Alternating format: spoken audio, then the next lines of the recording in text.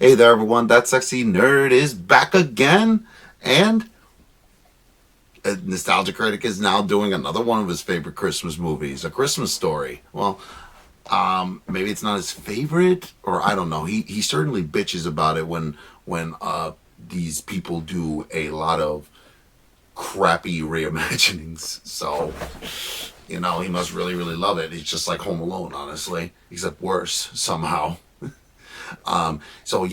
Speaking of that, he did Home Alone, the first Home Alone movie for the first time, and I don't know. I guess he's just on a kick of really good Christmas movies and actually doing that. I wanted to get back to bad Christmas movies. I'm not gonna lie, because I think it's funnier. But let's see how this goes. Because all the all the other Christmas Story things that he's done are hilarious. Christmas Story 2, the Christmas Story, the live Christmas Story one, that was hilarious.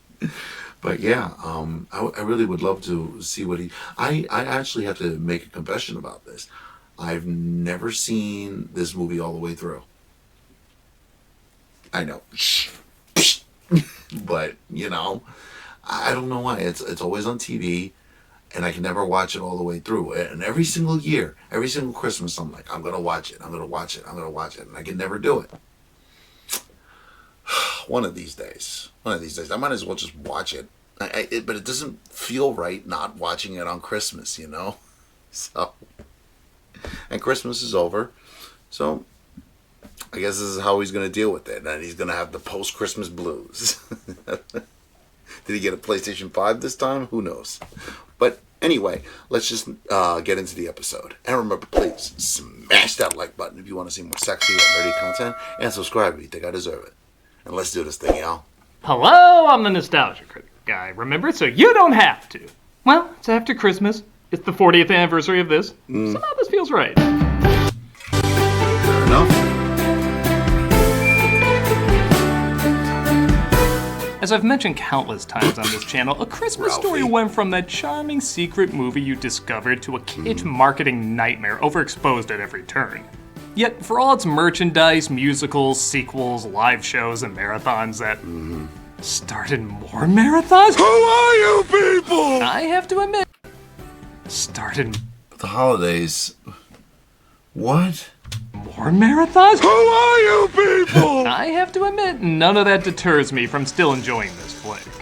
But yes, because it has been all over the place for so long, I don't mind talking about it after the Christmas buzz has died down. Is it talked about too much? Probably. But now that people are realizing that and starting to talk about it less, of course, that's when I come in and say, hey, maybe we should talk about more. What a contrarian asshole. Of course. With that said, yes, what is it about this film that still makes me enjoy it despite so many factors trying to stop me from enjoying it? Well, let's take a closer look. This is A Christmas Story after Christmas, because you brought this on yourself, movie. The film opens in the 40s with a narration from the author of the book this was based on, Gene Shepherd, who's both a perfect and imperfect narrator. Really? Don't get me wrong, he has a kind, well-spoken voice, but he also kind of sounds like the Schmucker's jelly guy if he was a little drunk and ready to deck you if you say, maybe you shouldn't bring your pistol to parties. Smucker's is naturally good because it's naturally made. In his hand was the knurled stock of as coolly deadly looking a piece of weaponry as ever I had laid eyes on. That's my Second Amendment right to show your 3-year-old how to protect herself from communists. It gives both him... To be fair, I actually used to always say that, hey, is that Adam West? I'd always be like, is that Adam West narrating? My mother would always be like, no, Matthew, it's not Adam West. It's not Batman narrating. And I'm like, fuck. And then I got slapped across the face for cursing, but, that's another story. In the film, a soft 3-year-old how to protect herself from communists. It gives both him and the film a soft edge, but still an edge. Come on, Ralphie, I got your flowers! This is Ralphie, played by Peter Billingsley, who obsesses over getting the Red Ryder BB gun, despite his mother refusing to get it for him. I want an official Red Ryder Carbine Action 2-inch range ball air rifle. Shoot your eye out. With what? I don't even know what he asked for. I just said, rifle! Actually, that's one of the things I like about this movie. The kids aren't too Hollywood. I'm all for empowering children, but I feel like a lot of movies make them a little too confident to the point where they don't feel real. Right. Ralphie and his brother Randy can be funny, but they feel like real kids. And I think a lot of that is because they allow them to be vulnerable. When one of them is hurt, they don't just say a quippy line, they legit break down. Whether the film let them be more emotional because it's the 40s or because kids are friggin' emotional, it gives a welcome realism and heart to what's in many respects a light comedy. Mothers know nothing about creeping marauders burrowing through the snow toward the kitchen. Speaking of which, this begins one of many fantasies Ralph has that, yes, are pretty silly, but I feel like do reflect the emotions of what he's going through. Yeah. It isn't just him imagining himself with the BB gun, it's him showing his mother she was wrong about not letting him get one. Because I feel like that's every kid. Every kid has had that fantasy. I've had that way too many times because I grew up with ADHD, and my parents were always correcting me, and I'd always be like, "Oh, well, I wish I'd show you, and you know how wrong you are and whatnot." So, you know, I really identify, especially with these daydreams, because that's how I would do it. I'd be daydreaming about it. Boy, I was a daydreamer, and yeah, it's why I sometimes wouldn't do in school, but eventually when I would buckle down, yeah, I would, but I couldn't really figure out how to do it. And in some ways I still haven't. And I'm still struggling with that in my life, but you know, trying to get through it and whatnot. All the fantasies are fueled by what he's feeling in the moment, which is something the random fantasies in the spin-offs usually miss. That's what it I'm also saying. gives the actors a chance to go delightfully over the top. I just know those bad guys would be coming for us in the end. This whole fantasy is worth it just for that reaction. The film also does a good job of really making it feel like it's the 40s. Not only is this a fantasy a kid back then would have, but I still know so many people who swear this movie was produced in the 60s or 70s. Really? It just has that old-timey feel to it. And yes, despite it taking place in the 40s, it captures a lot of timeless elements around Christmas time. Like getting dressed for winter. I can't put my arms out. Put your arms down when you get to school. Can't. No, really. How did he get out of that coat when he got to school? He clearly has no friends. Hey, listen, smartass. Ralphie has friends, though, who swear up the storm because, again, this film wants to capture as much realism in a PG movie as possible and not whatever comments Wreck-It Ralph 2's PG rating got. Whew, harsh stuff, Internet. Well, go on, smartass, and do it. One friend dares another to stick his tongue to a pole because he believes it won't stick. No, you fool, don't put it on the one with a tiny hole that has a vacuum in it. No, really, that's how they did this effect. What are you gonna do? I don't know, the bell rang. Yeah. At least he'll make it far in the corporate world. Adam, stuck in a fire! Yeah, but these deadlines, man. Oh, you're right, man, I'm selfish. Yeah. They get the kid off the pole, but their troubles don't stop there, as the school bully named Scott Farkas, maybe the best bully name in anything, constantly chases them after class.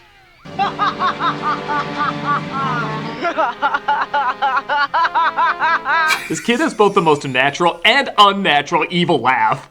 It's almost like he's shouting to you his evil laugh in case you forgot it.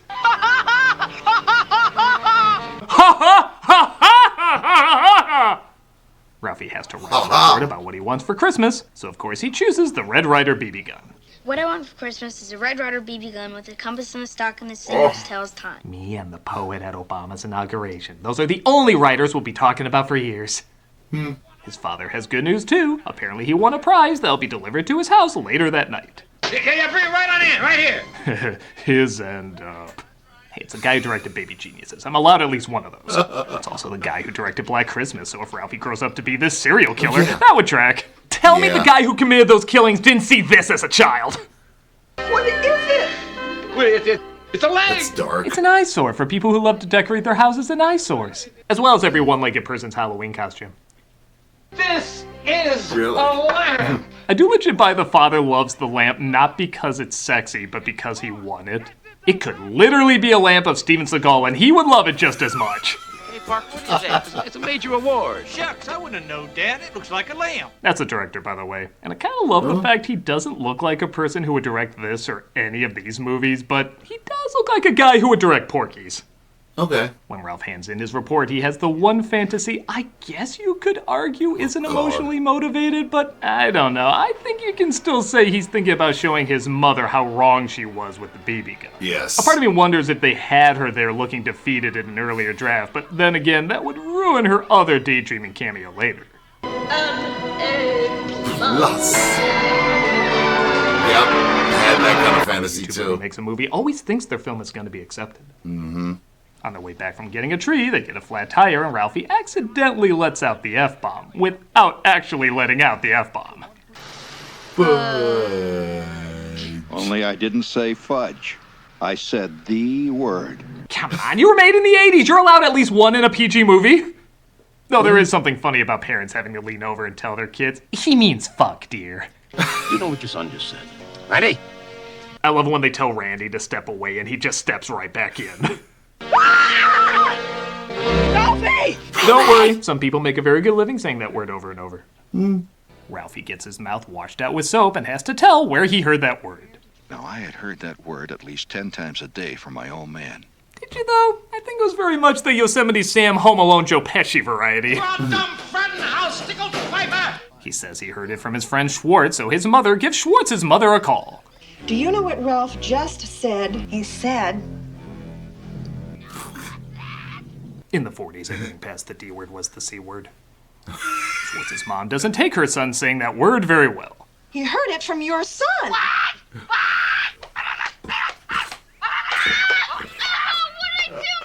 Glad to know Schwartz's mom is a cartoon witch and the Evil Dead hand.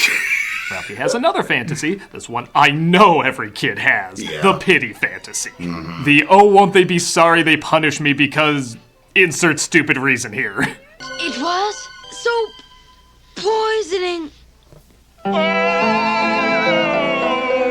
This is how an influencer thinks someone's going to react when they block them on social media. In one scene that I acknowledge is funny, but also acknowledge is entirely pointless. He decodes what he thinks is an important message tied into the Little Orphan Annie show. That's a message from Annie herself. Remember, don't tell anyone. Now, like I said, this is pretty funny and builds up how kids can get really overhyped for something that's probably not worth it. Kids. But if you were to cut it out, you wouldn't miss the hype for something that's probably not worth it. Kid. Up how kids can get really overhyped for something that's probably not worth it. Kids. But if you were to cut it out, you wouldn't miss a thing. Be sure to what? But again, Ralphie's reaction to it just being a commercial does make it really funny. A crummy commercial? Son of a bitch. Sorry, I love a family Christmas movie that needs a swear jar. Also gotta love this immature edit. Ew. Poop. Idiot. The mother apparently knocks over the lamp by accident, which of course leads to a great reaction from the father. Get the glue. We're out of glue. Divorce. Of course, he eventually gets over it, unlike Ralphie, who can't get over the fact that he only got a C+ on his report. C+? Oh no, it can't be. Kid, I'd be happy to get a C+ on anything. I fridge my C+s! But to his credit, this grading is pretty whack. There's literally nothing else written on the page. She just doesn't like the toy. Well, you know what? It's for sale. It's in the window. It's legally allowed. This would be like me giving a kid a bad grade because they wrote about Pokemon and I was like, Pokemon's dumb, you're dumb. How would that educate anybody? Oh Christ, how did these actresses do so well being such believable authority figures and then such believable hams at the same time? You'll shoot your eye out! You'll shoot your eye out! By the way, is that where this idea started? Things get worse when Scott throws a snowball at Ralphie, causing him to finally crack, breaking his glasses in the scuffle. You Thornton over them nipple bang gunk stinking. I feel like every kid has a blow up like this too, and it's not like these are really good punches he's throwing. He's just so angry he doesn't even know how to attack, and it ironically works. He's that guy who lives down by the track in Dick Tracy. Ralphie's mother comes to help, but sees he's an emotional wreck because he destroyed his glasses. Afraid he's gonna face the consequences from his old man, his mother saves the day with an extra pair. I slowly began to realize I was not about to be destroyed. I wasn't gonna be like my third brother. I mean, two, there's only two of us. He realizes he owes his mother big time, so he stops pushing her for the BB gun. But that's when he puts together he can ask Santa at the mall. So they decide to go there after watching the Christmas parade. Hey,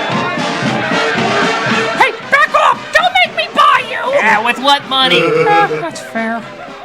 They get in line for Santa, and when the author himself says no cutsies, you kinda gotta listen. And they walk up to one of my favorite Santas of all time. We've seen plenty of bad Santas over the years. Hell, some literally have that name. But this one's so much fun because he both really doesn't care and cares too much at the same time. And what do you want for Christmas, Billy?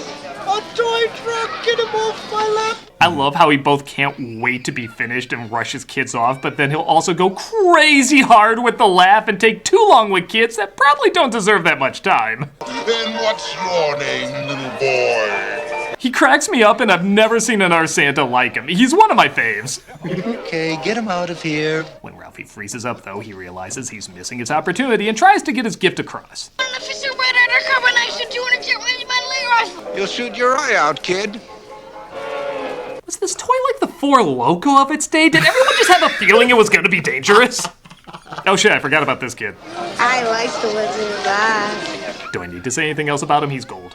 Anyway, they wait. I like the Wizard's eyes. Do I need to say anything else about him? He's gold. Anyway, they wake up on Christmas morning to find their toys under the tree. Some they're ecstatic to have, others not so much. Immediately, my feet began to sweat as those two fluffy little bunnies with the blue button eyes stared sappily up at me. With all the tie-ins done over the years, how did the Energizer Bunny never nab this? Right? For as iconic as this image is, I actually don't find it that funny. I think the leg lamp, for as overexposed as it is, thank you, tip your waitress, is more odd and one of a kind and sticks out more, where this just kind of feels like standard family film fare. But again, it's followed by a great scene, that being Ralphie getting the BB gun from his father. Cute. That's so cute. Now, so many people here always watch the wrong performance. They're like, oh, Ralphie got what he wanted. Yay, a capitalist love story. Shut up, you're supposed to be watching the father. Yeah. His performance here is phenomenal. So happy. Everyone wants so many messages spelled out in their Christmas movies, but just watch him relive his childhood through Ralphie. Watching him open it is the exact same as watching himself open it when he was that age. Careful. Oh, they run all over. Close her up. Close it up.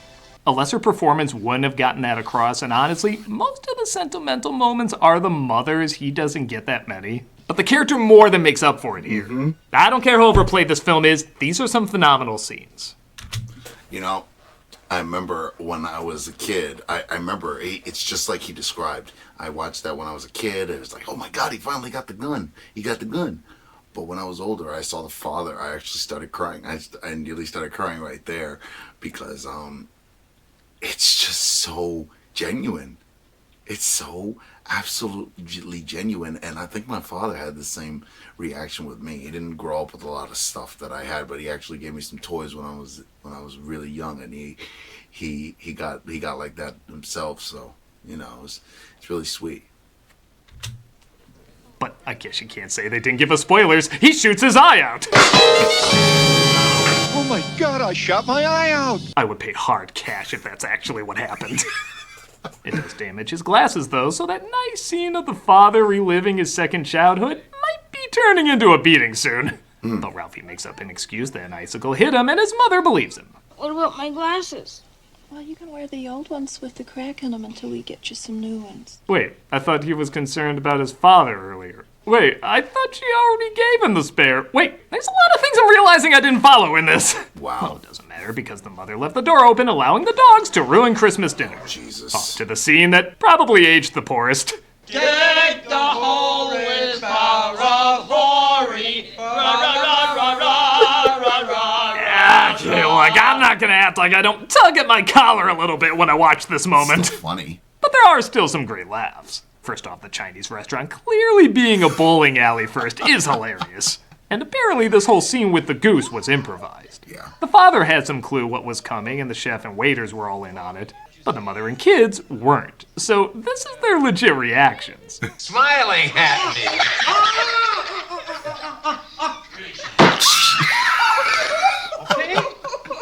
That's pretty amazing. Yeah. We then get my favorite scene in the movie, and honestly, maybe my favorite Christmas moment of all time. Honey, come over here. Look at this. Yes. Oh, is that beautiful? That's it. Nothing else. But isn't it perfect? Do you really need a rom-com telling you the meaning of Christmas or 5 subplots for the Grinch or, okay, admittedly, what I do every year over explaining, hey, I'm a critic, it comes with the territory. Oftentimes, no. All you need is a good, believable couple with good chemistry sharing a believable, loving moment. You've either seen couples like this or, if you're lucky enough, are a couple like this. And the movie captures such a simple yet important moment in a matter of seconds with almost no dialogue. It is so warm, so genuine, so Christmas to me. And that ends with Ralphie sleeping with his gun like a psycho.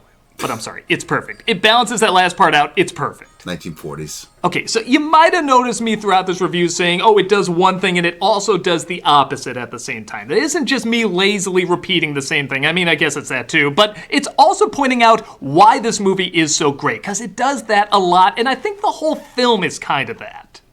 It reminds me of this Frasier episode where he wants to get his son an educational toy for Christmas. Precocious, he needs to be challenged. Oh, challenge him the other 364 days. One day out of the year, indulge him. Let him be a kid.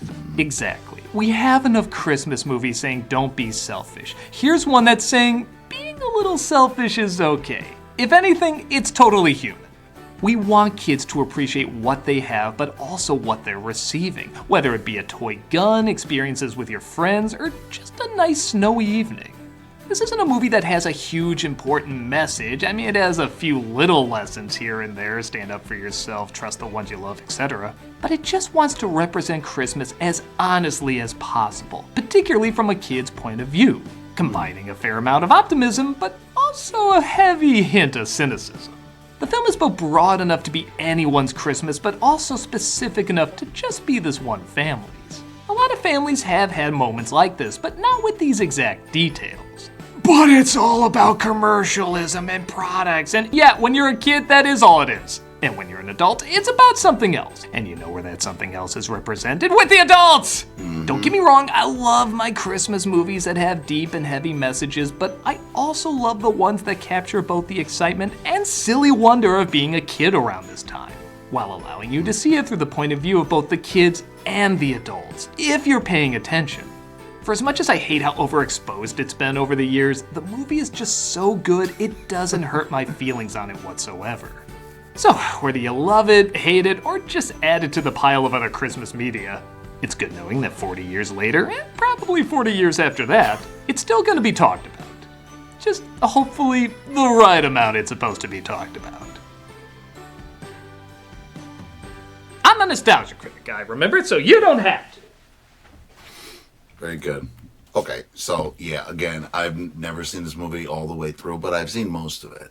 Like, I've never actually, like, I think I've seen the whole thing, but I've watched it in bits and pieces and whatnot. Because again, that little marathon that goes on TBS, my mother always watches it. It's my favorite Christmas movie. And, yeah, I try, but it's really, I don't know why it's so hard. But yeah, let me know what you think about this Christmas movie, because I think I got my point across during the video. I'd like to hear what you guys had to say about this movie and what memories this movie has for you, or how do you relate to this movie. Please let me know. And remember, please smash that like button if you want to see more sexy and nerdy content, and subscribe if you think I deserve it. And I'll see you on the next episode.